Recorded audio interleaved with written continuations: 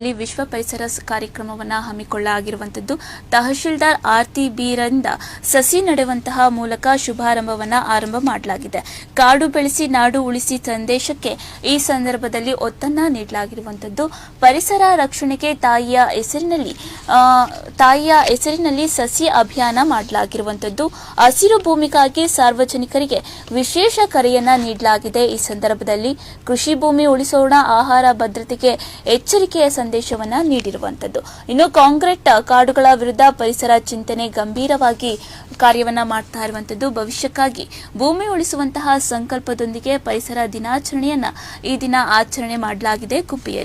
ಗುಬ್ಬಿ ತಾಲೂಕು ಪಂಚಾಯಿತಿ ಕಚೇರಿಯ ಆವರಣದಲ್ಲಿ ಕಾರ್ಯಕ್ರಮವನ್ನು ಹಮ್ಮಿಕೊಂಡಿದ್ದು, ಕಚೇರಿಯೊಳಗೆ ಸಸಿಯನ್ನ ನೆಟ್ಟು ತಹಶೀಲ್ದಾರ್ ಆರ್ತಿ ಬಿ ಕಾರ್ಯಕ್ರಮವನ್ನ ಮಾಡಿಕೊಟ್ಟಿದ್ದಾರೆ. ಗ್ಯಾರಂಟಿ ಯೋಜನಾ ಅನುಷ್ಠಾನ ಸಮಿತಿಯ ಅಧ್ಯಕ್ಷ ಕೆಆರ್ ವೆಂಕಟೇಶ್ ಕೂಡ ಈ ಸಂದರ್ಭದಲ್ಲಿ ಉಪಸ್ಥಿತರಿರುವಂತದ್ದು. ಸಸಿ ನೆಡುವ ಮೂಲಕ ಶುಭ ಕೋರಿದಂತಹ ತಹಶೀಲ್ದಾರ್ ಆರ್ತಿ ಬಿ ಕಾಡು ಬೆಳೆಸಿ ನಾಡು ಉಳಿಸಿ ಎಂಬ ಹೇಳಿಕೆಯನ್ನ ಕೊಟ್ಟಿದ್ದಾರೆ.